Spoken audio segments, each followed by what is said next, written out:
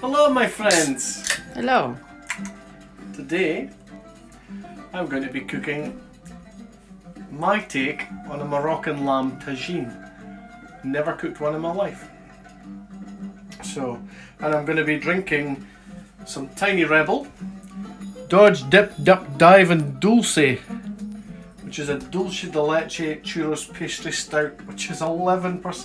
There's a fair chance I'm going to be absolutely whucking fankered. So, what you need for this is either an oven-proof pan, a casserole dish, or ideally a tagine. So we've got a tagine, but it's not an authentic one, so I can't put it on the stove. So I've got the bottom half in there in the oven warming up, and the oven's set at about 160, 180. So what I'll need for this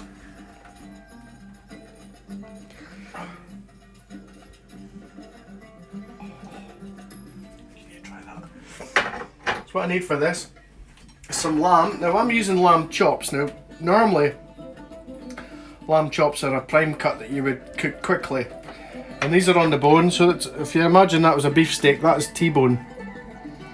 But I'm going to leave this extra fat on. I'm going to leave the bones on. I'm going to cook them on the bone, and they'll just be falling apart. So for mine, I've got a tin of chopped tomatoes. I've got some chopped almonds, chopped dates, chopped dried apricots, and some dried cranberries. So dried fruit, you could use prunes or any dried fruit really. And here I have got one red onion, thinly sliced. I've got a potato chopped up into wee chunks, and not very authentic I know, but I've got some leek, but I'm needing to use it up, so I've got some leek chopped up. So first thing I need to do is to make a marinade for my lamb. So my tin of chopped tomatoes, I'm going to remove some of that into a bowl, and I'm going to put my spice mix into the tin here. So good bit of paprika,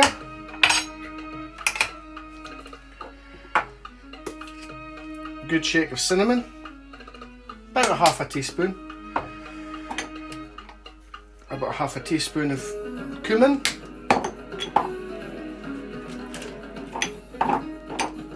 I have got Ras Al Hanout, which is a North African spice blend. Put in about a dessert spoon of that, and I've got some harissa, which is another North African stroke Middle Eastern spice, and another sort of dessert spoon of that. I've got a good bit of garlic in here, so you could put in, say, I suppose however much you like, really a whole bulb. I'm putting in a good bit of garlic into this. 2 spoonfuls, and 1 spoonful of minced ginger. So that'll be about a thumb-sized piece of fresh ginger.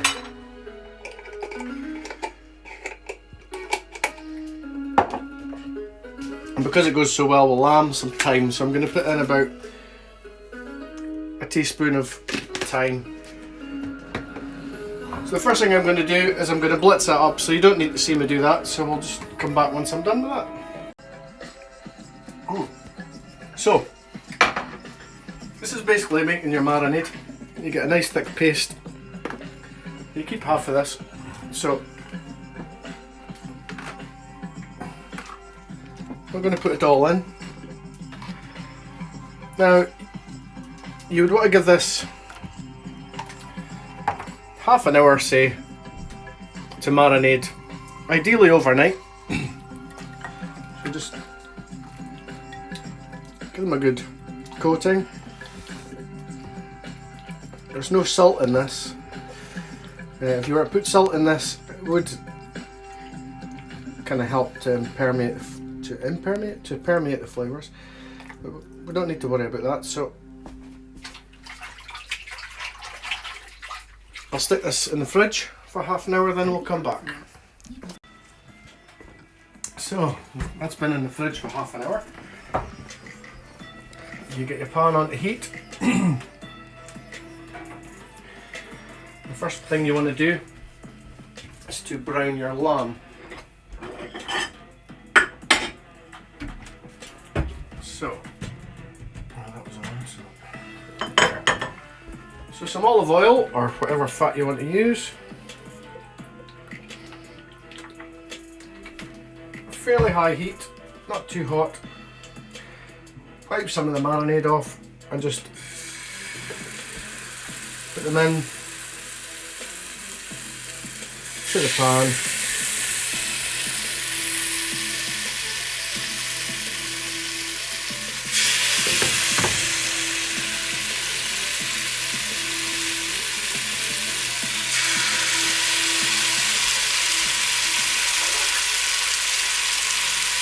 Now while you're waiting for that, open up your can of chickpeas. Now if you don't know what chickpea is, it's a legume.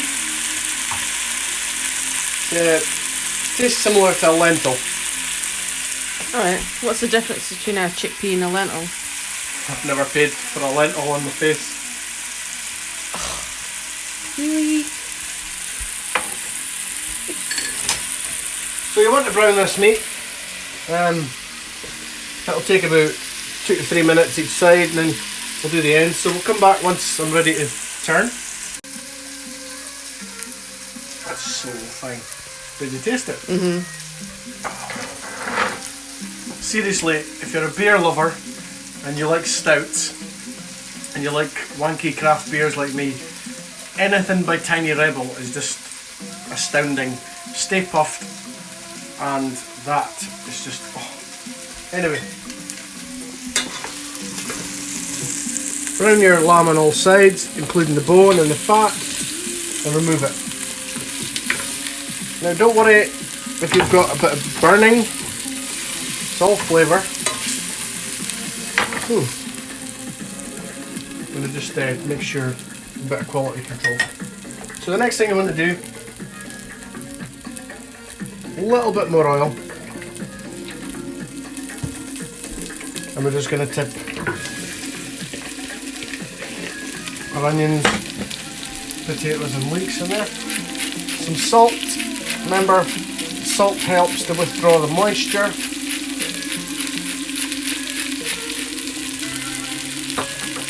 Just cook for good measure. Some pepper. Now if you like spicier food, you can always add some chili flakes. I'm just going to add a few wee flakes.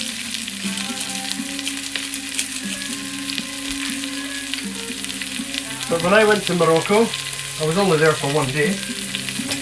But when I went to Morocco, the tagine I had could have quite easily have just been like a Scottish chicken stew.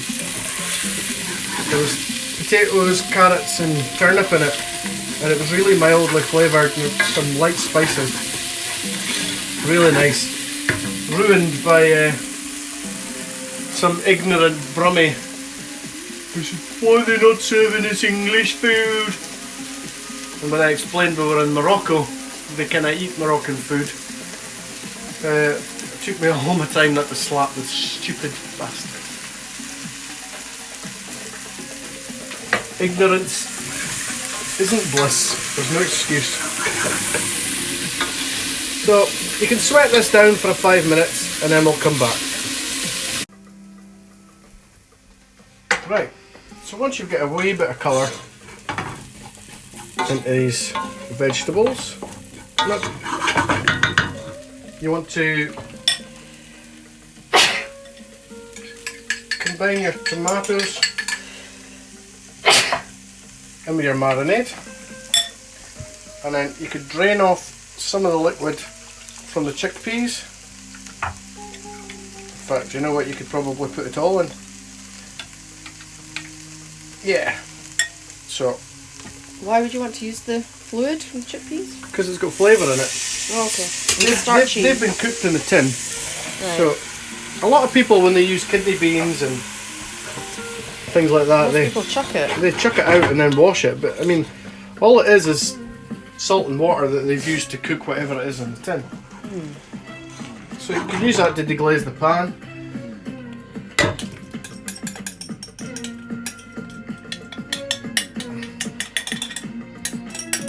Now bring that back up to simmer. You might even need more liquid, so what to do in the meantime is to boil a kettle. Might be okay. Won't do you any harm. And at this stage, if you just give it a quick taste, make sure you're happy with the seasoning. I want a bit more salt in there.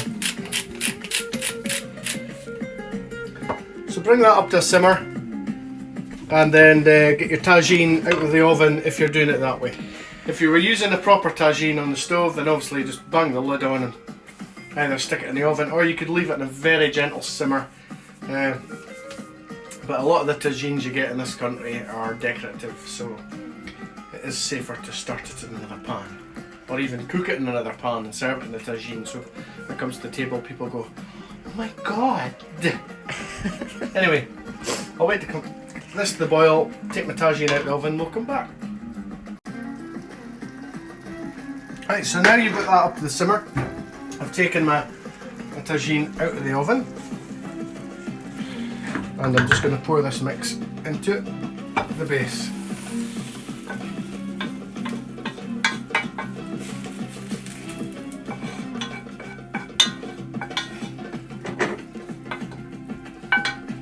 A wee tip, if you ever get anything stuck to the bottom of the pan, boiling water and stick it on a low heat, let it just simmer away, and even as quick as that it kind of comes off. So leave that like that. So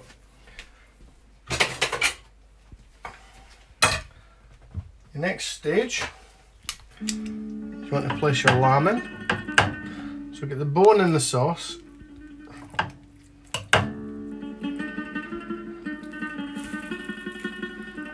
That's probably as thick as I'll need it because there will be some moisture comes out of the lamb.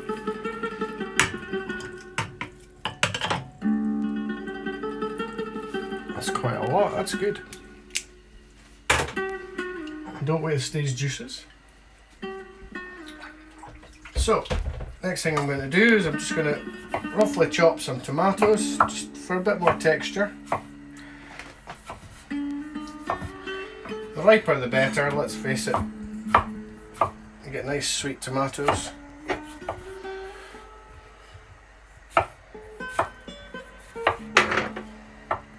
It's always a good test of a nice sharp that if it cuts through a tomato without squashing it. Unless it's a serrated knife, which just rips through flesh. It's not very good. Do you know what? I think that'll do me. So I'm going to just sprinkle that over the top of the lamb. And although it's not typically Moroccan, the Moroccans would probably use preserved limes, but I'm going to use a wee bit of a mandarin. I cut it into 8 pieces.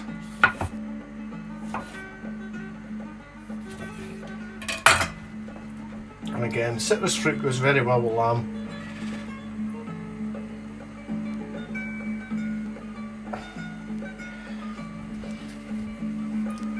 So that's us. Lid on, into the oven for around 2 to 2.5 hours. Not too high a heat. If you've got a tougher cut of meat that's not on the bone, you might want to check it after an hour and a half. Say like diced lamb shoulder or something like that. That might not even need 2 hours, but I'm going to give it 2 hours. So yeah, about 160, 170 regular, 150, 160 fan. So after half an hour you need to come back and add your dried fruit mix.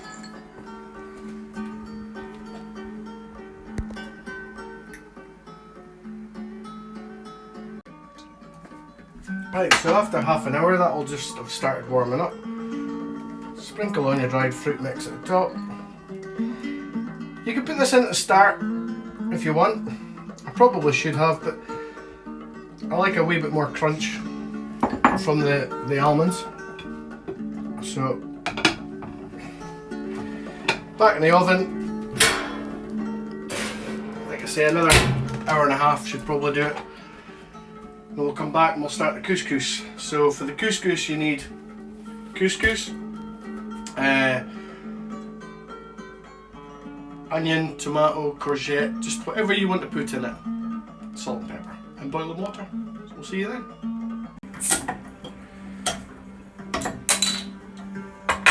What are you filming? Yeah. Hello. So, after your tagine has been in the oven for a good while, you would want to take it out and then start the couscous, because couscous takes a matter of minutes, and by that time your tagine would have cooled down so that it doesn't burn your lips. But in the meantime, I'm going to have a Hobgoblin Ruby beer from, I believe, the Witchwood Brewery.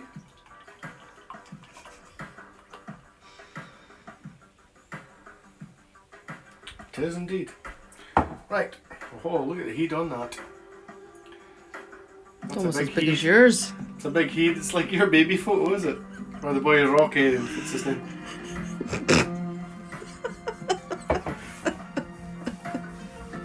So, we'll take the tagine out of the oven. Switch the oven off. Smells good.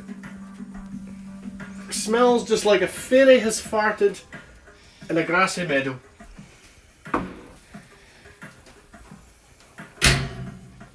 It's your very farted lamb tagine flavours. Well, might have been a grassy meadow full of sheep. Right, so you want to get some couscous, in our case, gluten-free couscous, because Kate's got special needs.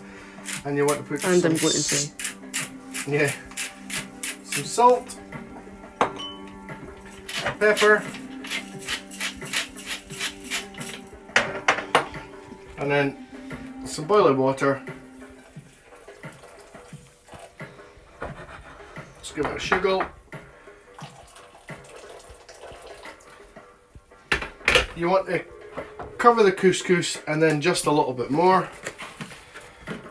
And then if you like to waste plastic like me, you cover the bowl with cling film.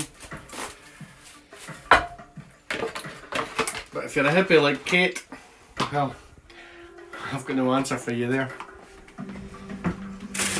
Nothing wrong with being a hippie. So you put that to one side while you're waiting for the couscous to be ready. Take a sip from your beer. So I've got a tomato that I've cut into quarters. Take the seeds out if you want. I want to. So to take the seeds out of a tomato, you come in close, I shall show you. So you cut into quarters.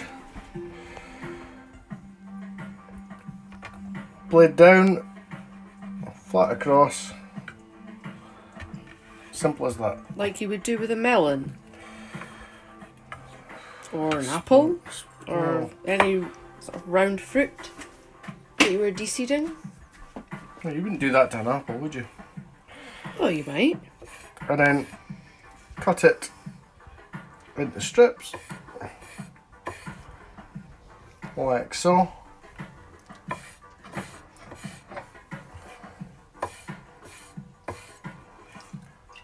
And then dice it up.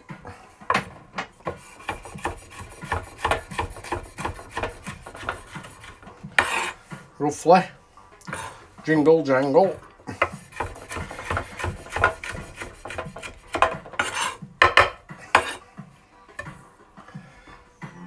I've got a bit of some sweet pepper here, so I'm gonna cut that as well.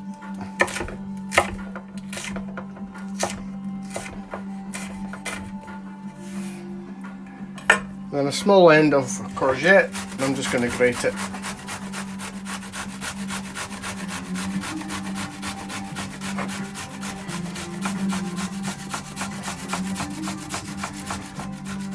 Oh, I tell you, being in lockdown with Kate, I'm out of practice with that.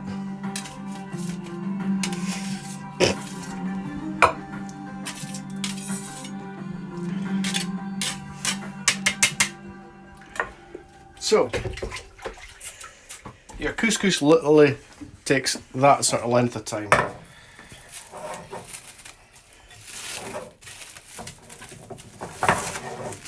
It's as simple as that. Yeah, you can cover it with a plate or whatever. So, just to give it a bit of texture, you put some olive oil in it. You could put butter in around about the same time as you put the water in. Give it a stir, get it nice and fluffy, and put in the contents of your chopping board.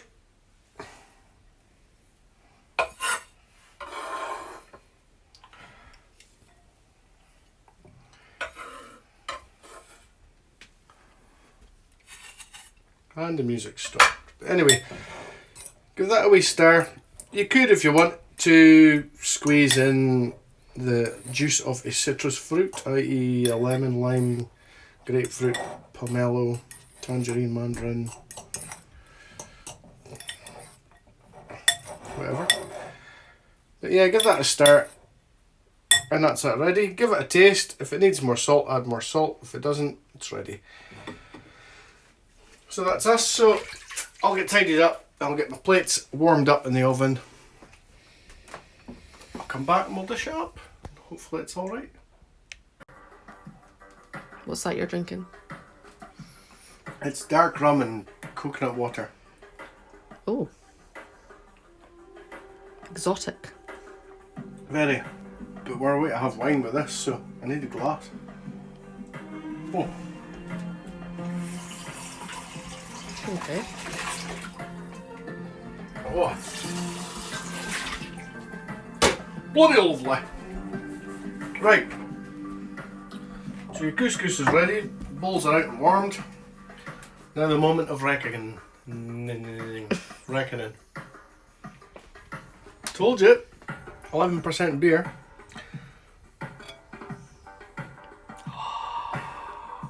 Look at that.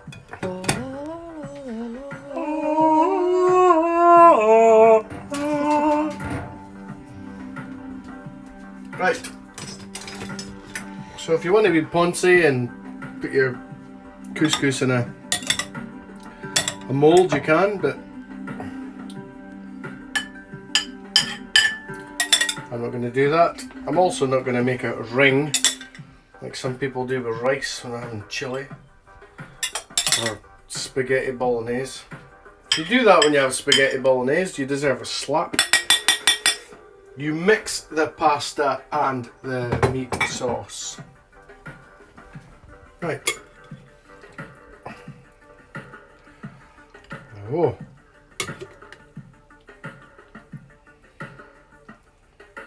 Goodness me, that's only one chop.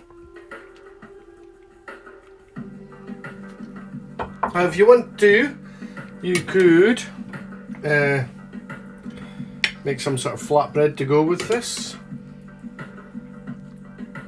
And you could also finish it with some chopped greenery, such as grass,